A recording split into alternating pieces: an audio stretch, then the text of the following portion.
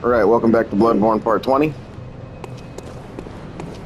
So continuing on from when Gilbert turned into a little monster there, we have one additional thing we can do in Central Yarnum, and that is going to be the little girl that we met earlier who wanted us to find her mother's red brooch and all that. Pretty much Father Gascoigne's daughter had an older sister. So we are going to go ahead and meet the older sister.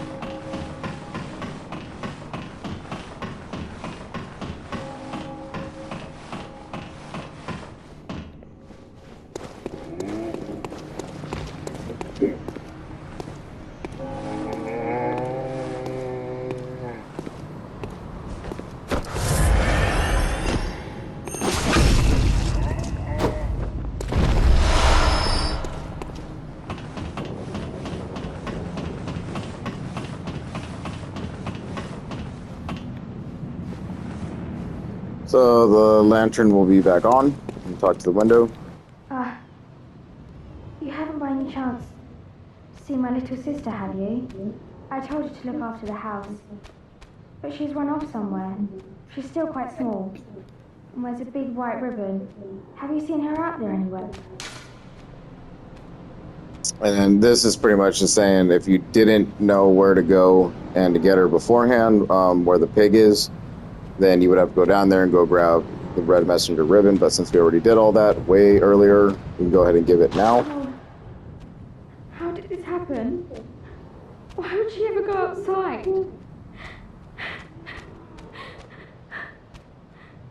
At least I'll have something to remember her by.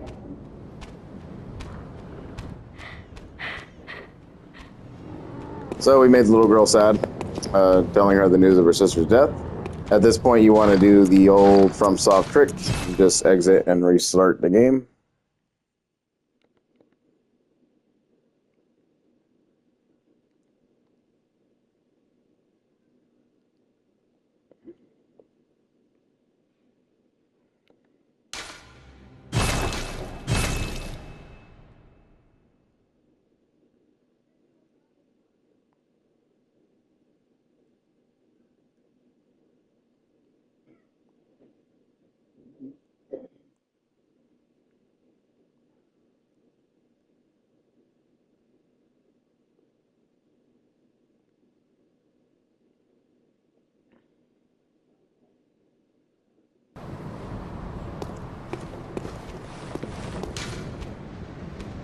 Then we will see that there's no response. So now you're tasked with trying to find where she went. So naturally, you would probably think she went back to the pig, just like her sister did. but she actually kind of flung herself from the building here.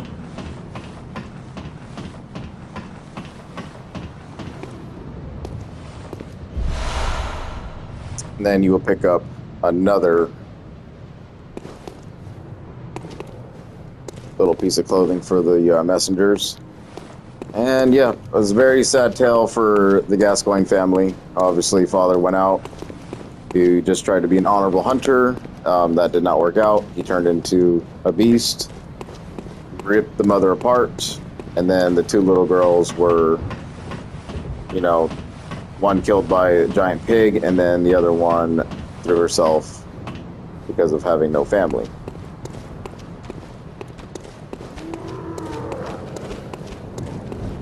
Just coming back down here and revisiting old times. We'll see that we'll be able to handle these guys pretty quickly now.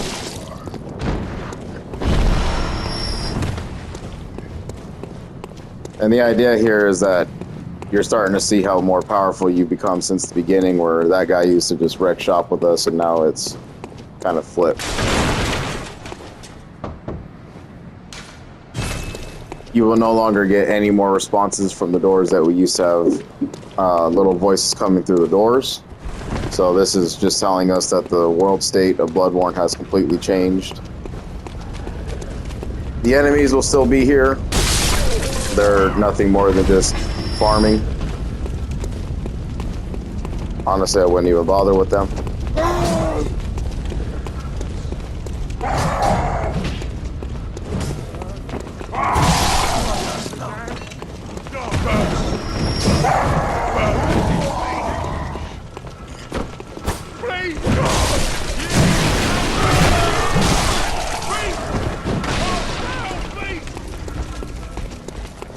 Even then, you can see getting swiped at's not really doing a lot of damage, so.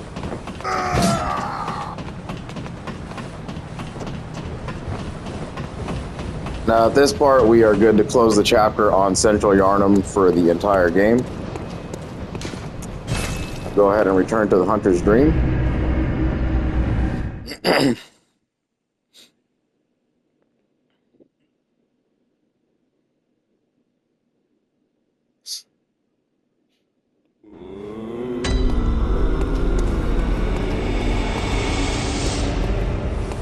Welcome. Very well then. Farewell. And from here, go ahead and just level yourself up to get at least one level.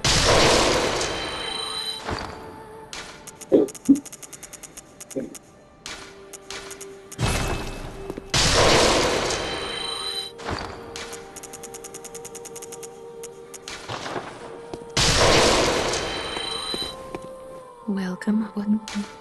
Very well then.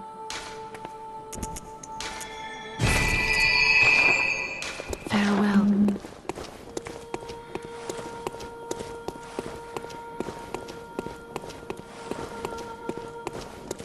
So an easier path to take would have been going from the Vicar Amelia lamp and heading down towards where we need to go. But that lamp is going to be taken out because as long as you did Eileen's questline and fought Henrik alongside her, there's actually going to be an NPC fight involving Eileen inside of the Vicar Amelia arena. So that lamp is not going to show itself in case you look at your menu and like, why can't I go to the Grand Cathedral anymore? That is the reason why. Now, I'm not going to do the fight. I normally do it like as soon as it's available so I can get the badge from the hunter and, you know, new weapons and stuff like that. But I would rather show anyone new to the series or new to the game that you should probably have a plussed up weapon before making that attempt, because that NPC is actually super annoying to deal with without like properly knowing how the fight goes. So we are gonna go towards Yahar'gul, the Unseen Village. That was the new lamp that we popped after we had defeated Rom, because this is going to be the quickest lantern we get access to go to where we're trying to go to next.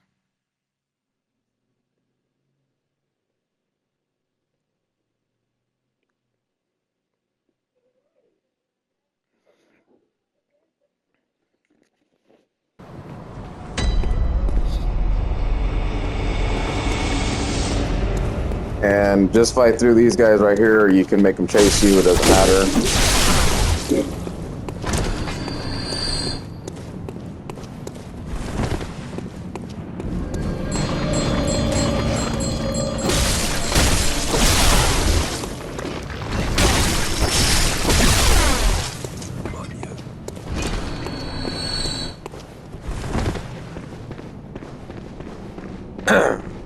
Now, if you didn't do it, go back to the Forbidden Woods and go get the tonsil stone from that NPC in the wooden shack. Otherwise, this is going to be a straight up death. I think your runes are safe, but I went ahead and spent them anyway, just for safety purposes, because I can't remember. I think one of these actually do take your runes for good, or maybe it was just the bad guy when you go to Yahar'gul the first time around. But we just want to make sure that we're not losing, 50k grand echoes and stuff like that. So then you want to come over here, ensuring that you have the tonsil stone. Make sure you get grabbed by this thing.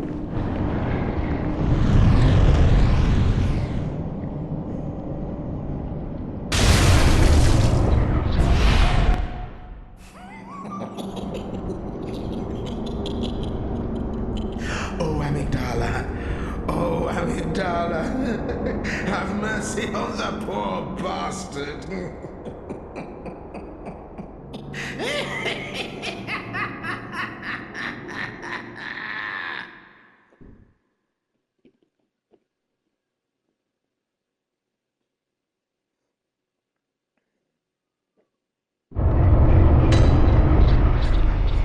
So now we're getting little hints about who kind of told us to take the stone and do what we needed to do with it.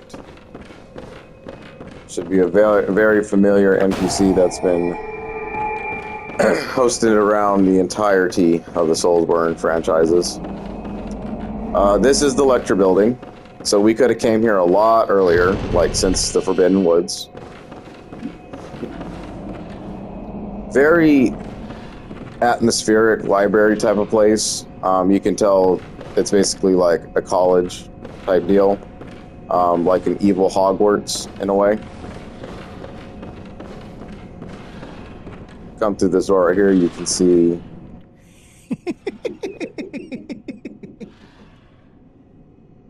What a joy it is to behold the divine. It must be such a pleasure. You're in my debt, you know. You're nigh on a beast of the field. But here you are, treading a measure with the gods.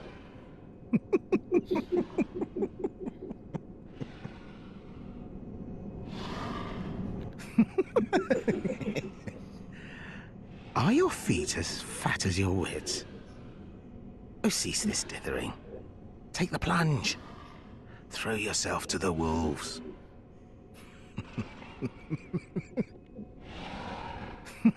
Are your feet as fat as your wits? So the lovable, annoying NPC Patches makes a appearance here in Bloodborne. He's the one who gave us the tonsil stone, told us to use it at the Grand Cathedral right side, and we did that and got transported and pretty much killed, in a sense, to come here. And he's just known to do little trickery type things like that throughout the entire series. So now we got to play the game here and go through the entirety of the lecture building's first floor. A lot of these doors are going to be locked. We'll have to find the keys to them, so take mental notes. You can drop shining coins just in case you forget about it or something. Just kind of make a note of, like, oh, I didn't go there yet, so I need to do that later. Check in between the shelves as you go through, because these doors are very tight and hidden. Probably would want to put on the lantern just for extra visibility, or use the torches.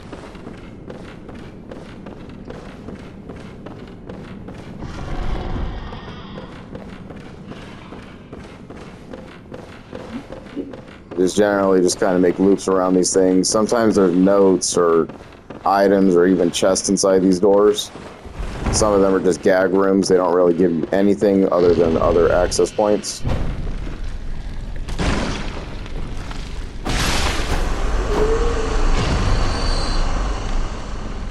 So these are the students. They're not very dangerous on a one-on-one situation, but when they start kind of swarming and hoarding around, that's when they become very deadly. They have like a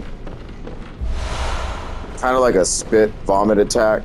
That's probably the most dangerous thing they do, because it's easy to get staggered, and if like one follows up after the other, you're just taking continuous damage. You're just going to end up dying. We picked up a key. We're going to need the key. And then this is the student uniform, but this is pretty much like the first version of them. So we grabbed the other one back in Bergenworth. So these ones just a little bit lesser stats than the ones that we picked up at Bergenworth, but the student uniform actually offers more beasthood.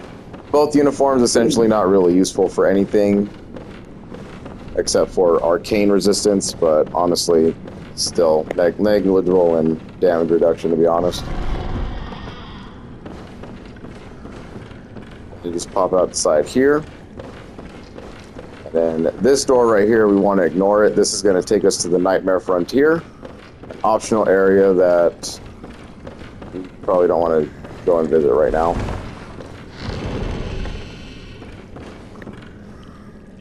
And again, before you go anywhere, make sure you're just checking out your surroundings. If you look on top, you can see that there's an ambush point. So you kind of want to run through.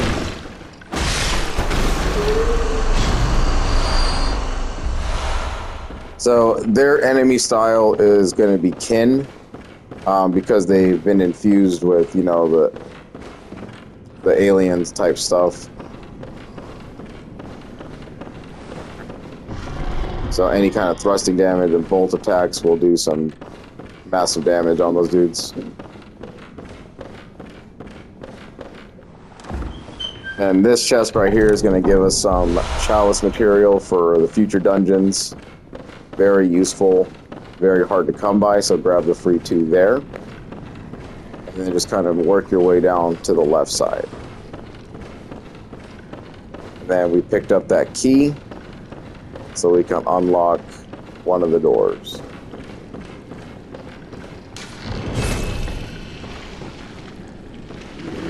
So approaching it from the front side is not really recommended, seeing that the guys started coming at us almost immediately. You do want to approach this one from kind of like an angle in a way, because this starts to happen. They'll just come pouring through the halls.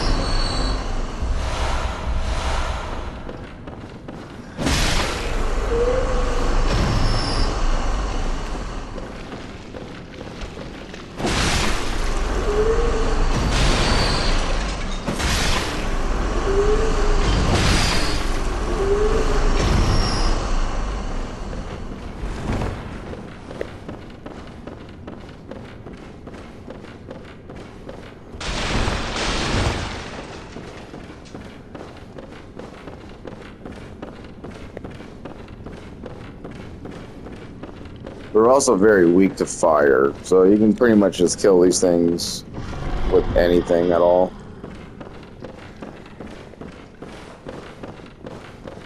But if you enter that room, I might be thinking of the second floor. I don't think there's an optional way to get through it. But once you enter this room, it's probably better just to kind of gather them up, circle them around these chairs, and then cut them off in this doorway right here. Use any kind of thrusting weapon like the rifle spear and just kind of poke away at them. Because you saw that they kind of like to take cheap shots. They can clip through the walls and stuff. That long arm attack went through the wall and slapped you down on the ground. Just a lot of annoying ways that those things can actually do you a lot of harm, just from like stun damage. This item's pretty cool. This is the Augur of Ebritus, or Ebritus.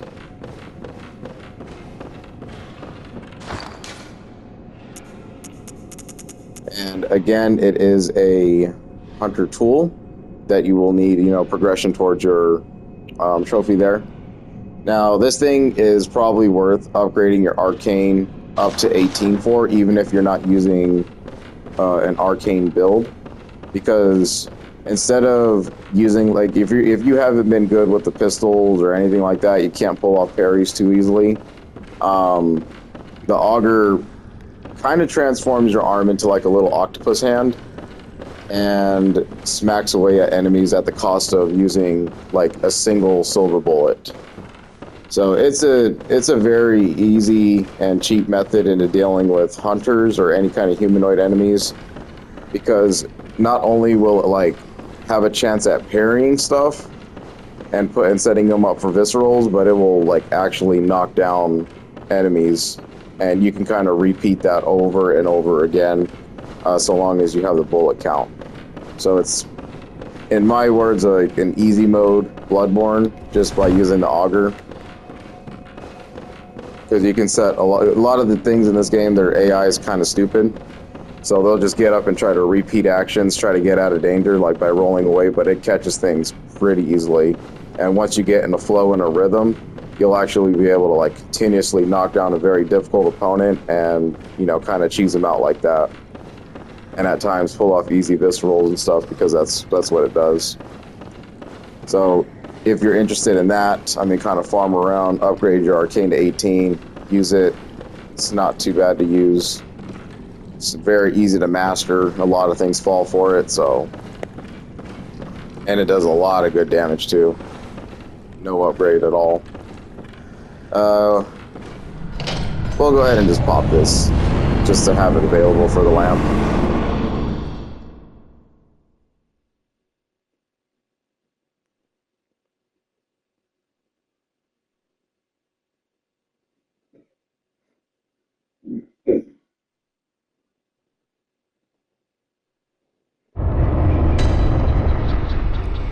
So this is the Nightmare Frontier. Gonna go ahead and pop the lantern. This place is kind of weird. It's like the in-between of like, you're supposed to come here before ROM, but not really, because some of the enemies are kind of difficult to deal with. You get one specific enemy here that is absolutely god-awful at inducing frenzy on you. And if we had come here before all that, we wouldn't even had any kind of sedatives to really deal with it. So it's hard to say like where its true placement is. I generally have started saving the Nightmare Frontier for a little bit after Yahar'gul, the Unseen Village, because then we will have at least up to a +9 weapon, or very close to, and after probably doing like 2 or 3 chalice dungeons. It's kind of the recommendation method to do it. You can do it a lot earlier. It's achievable for sure, but it's the stuff in the environment that's really hard to deal with, because you're going to need a lot of antidotes to deal with like a massive poison pool. There's like these little fish blob things that induce rapid poison and poison on you. And, you know, like I said, the frenzy enemies that we haven't come across yet, they're probably the worst part about the entire thing. The trolls here will throw rocks. The rocks are pretty damaging, almost one-hit kill type things if your vitality is really low for this stage of the game. There's a lot of critters, which is why I say I don't understand where its positioning is, because the critters here drop like twin bloodstone shards, and a couple drop some chunks. So it really is in the mixture of like kind of being in the middle of the game, but also being like setting you up for the end game as well. The boss of this zone is extremely difficult at low levels and not the easiest thing to hit anyway. So for my specific build, we might actually struggle with it because I have no overhead swinging type of weapons other than like this one slash that it does at the end, where I would probably not even be able to get that fourth slash off to begin with. So we'll see how the fight goes, but if you do have a weapon that can overhead swing, it's probably recommended for the boss of the zone.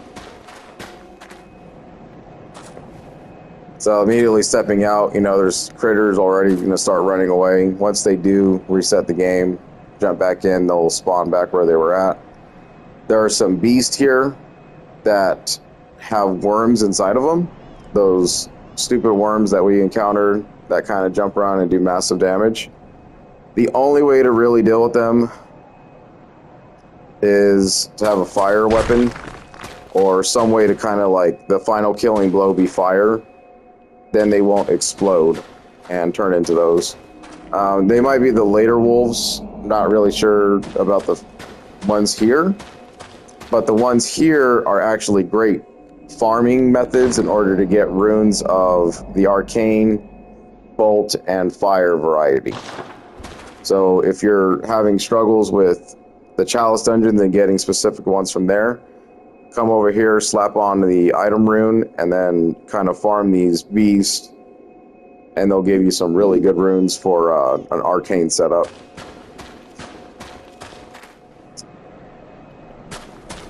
But we'll visit the Nightmare Frontier at a different time. Just want to get the lamp so we can transport here instead of having to go through all that again.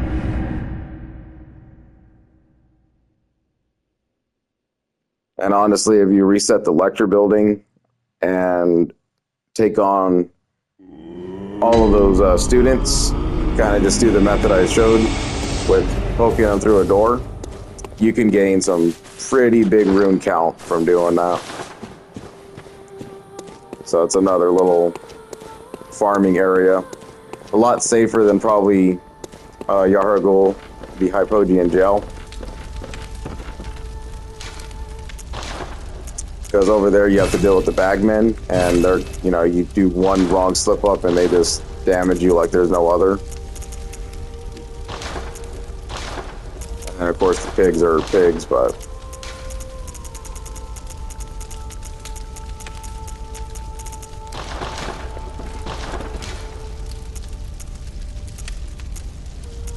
so for me, I'm going to take off the physical damage reduction in favor of the claw mark, because I want those viscerals to be as high as I can get them. We'll continue on with Moon and our boosting of our stamina, because more stamina never hurts. And we will continue to hold on to Impurity for those hidden NPC summons.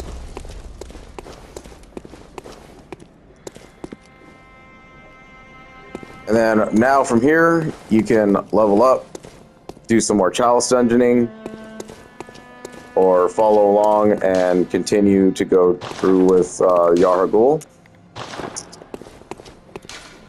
And that's exactly what we're going to do, is go through the Unseen Village.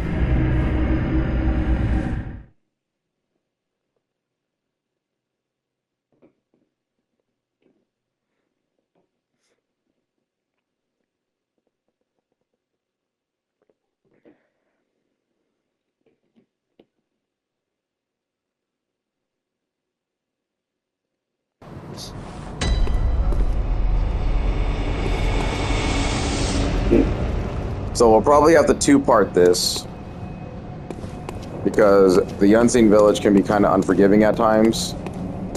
But majority, what I do want to try to accomplish is at least getting you guys through the Bell Maidens and figuring out where their positions are at, so you can have a much easier time running through this. There's going to be one such encounter, though, that's going to be kind of difficult, so we'll see how well we fare against that. But we'll just continue on and go with it. So from here, it is not advised to fight these guys. Just straight run through them.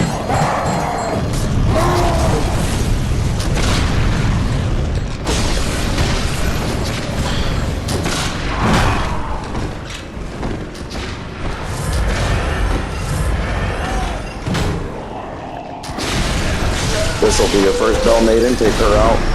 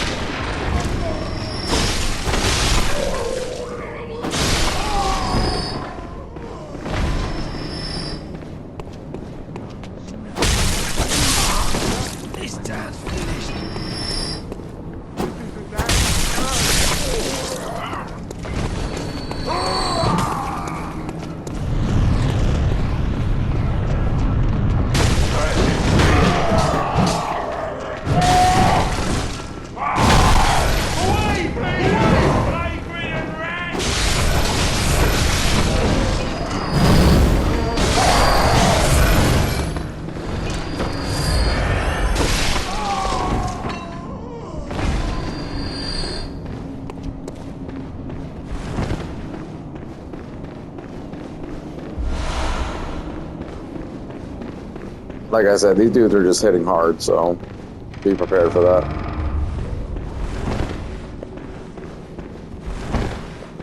For the bolt users, this will be your first rune if you're not doing the child's dungeoning into getting something with bolt attached to it, unless you went through the Nightmare Frontier. But if you're following this, then you probably did not do that. So this will be probably the best bolt pickup you have the entire game. It's a waning gem that upgrades your bolt attack to 16.5%. It's very capable of knocking out any fire weapon that you have at this time. So go ahead and equip that to whatever weapon, preferably anything that stabs and thrusts, because it'll just be that much more deadly to a kin enemy.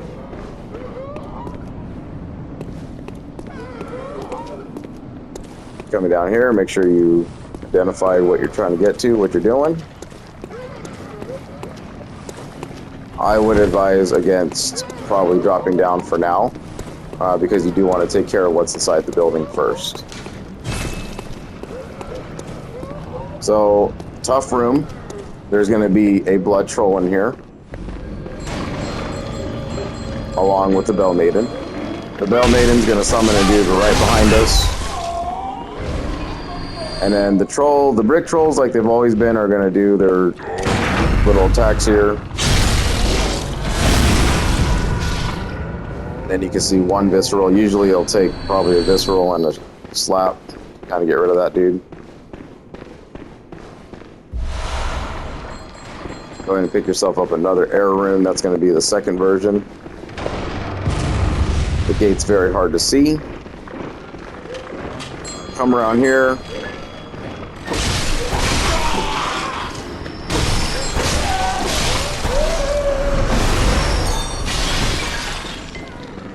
Deal with the second maiden there.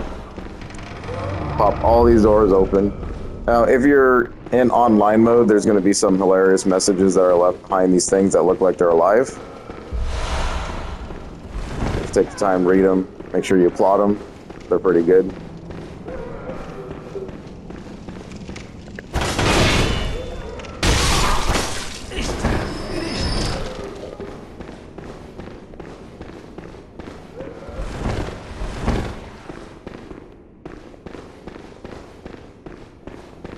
The only thing that makes this room potentially dangerous is if you're running down here with a troll following you and getting shot at by a wheelchair guy. Then you go ahead and pop this door. It's kind of like a semi-shortcut. It's kind of useless, to be honest. Now from here you kind of make that judgment if you want to drop down for the item. And then you're going to have to drop down and do an entire little chase me circle thing.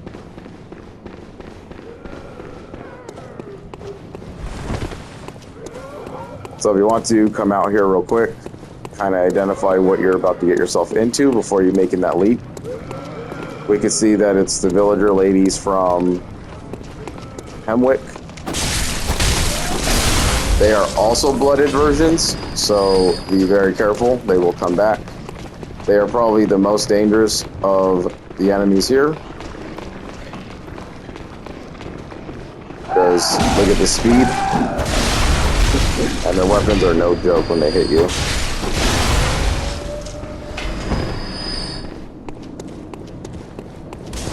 But just come up here, grab some papers.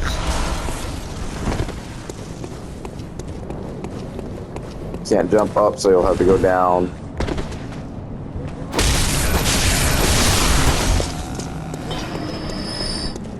It's a Molotov user, so free Molotovs if you're able to pull it out. Now, running down here is the preferred method to getting the final Bell Maiden of the area. If you continue up here, you're going to run into a whole host of them. This area can be very difficult because the Amidala that is kind of watching over the area is going to shoot laser beams, as it is right now.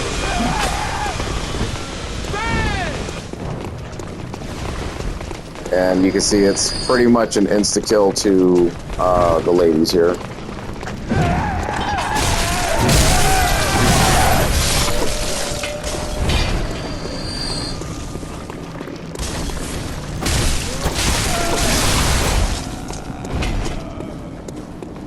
And if that laser beam hits you, it's pretty much an insta-death for you as well. So you got to be very careful of it.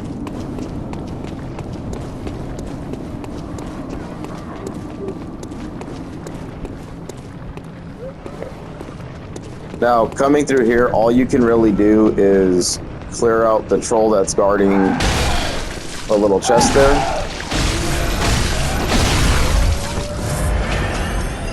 But seeing that he's a repetitive enemy, he's going to always come back.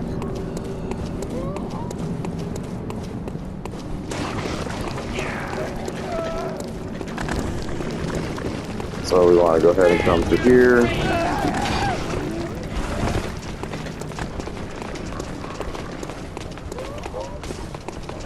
Now, when you make this run, you want to stick to the right side. You'll see this little drop right here. Take the drop. They will follow you.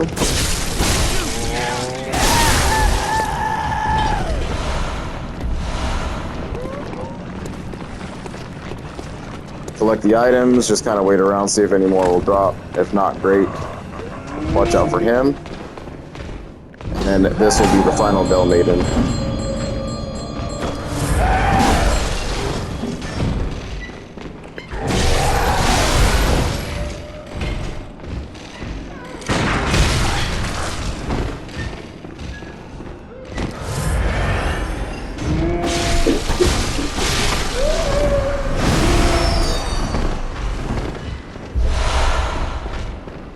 Then just deal with him.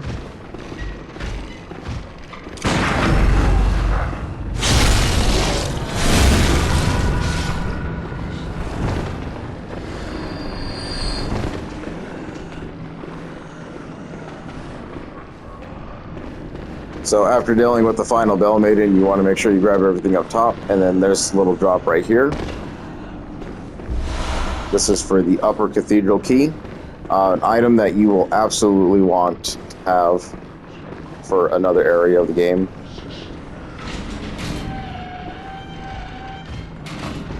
Come over here, deal with the troll.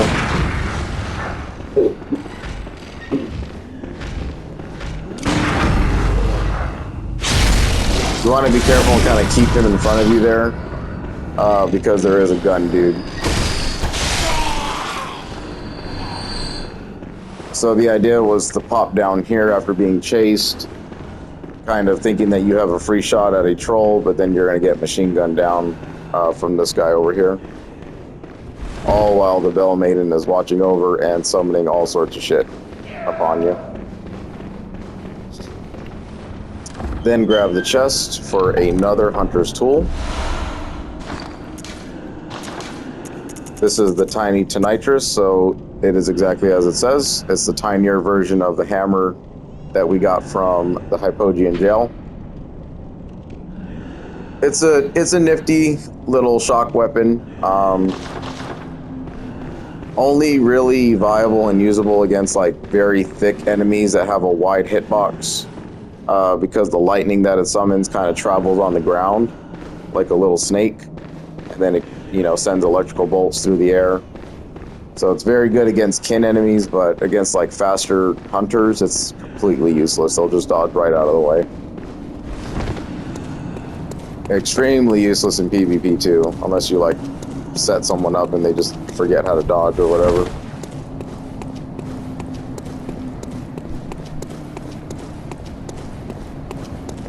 Then after that's complete, now you want to make your run up here and pick up some items along with dealing with some people. Then you can tell without the Bell Maidens being around, they're actually extremely weak now. So they do get like hyper armor and, you know, very strong attacks because of her. So the quicker you can get rid of her, the better.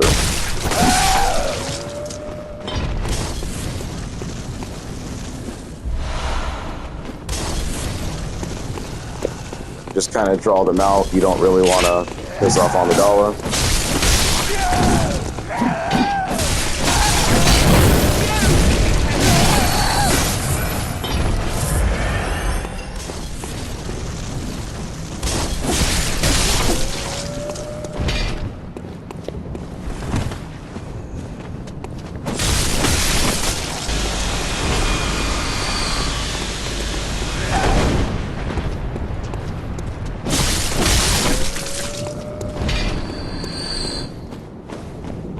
And the best advice that I can offer for this part is to kind of stay right. And you can see the path that is drawn.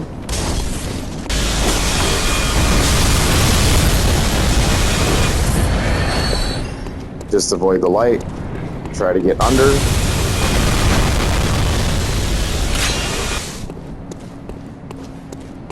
And you're safe. And then I would skip the lamp, come out here real quick, try to cut this thing off.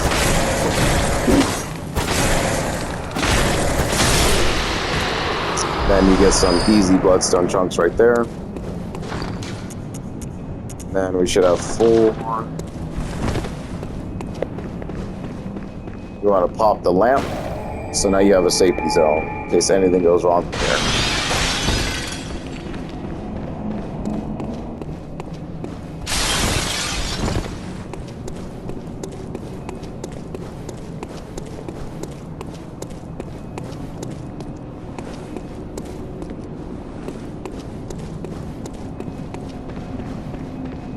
Then if you need to, you can go back to the Hunter's Dream, spend any echoes that you've gained up to this point. I don't really find a need to do that just yet. But this is probably where we're going to cut the video because we are going to come up on some rather shitty enemies that can take us out pretty quickly if we're not careful. This whole area is just a giant setup. There will be another Bell Maiden, like, right there. You can kind of see her. So she's going to be summoning things while we're getting shot at, and dogs are going to chase us. You got to be able to deal with the dogs and then take her out pretty quickly.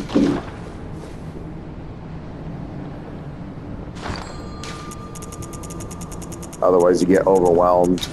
And then in the next part you'll see the ambush that awaits us, which is kind of really difficult to deal with.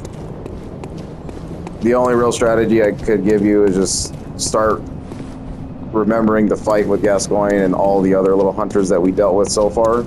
You're not going to get any kind of real help this time around, so it's just you and a 3v1 essentially. Parries, the Augur of Evriitis is probably going to be the best options you have at dealing with these guys, or, you know, cheap tactics of running indoor, running away, guiding them to positions that they can't follow you, and then kind of resetting their AI. But nothing too strenuous. It's just they are, when they gang up on you, it gets kind of difficult. Next part, we'll take that all on.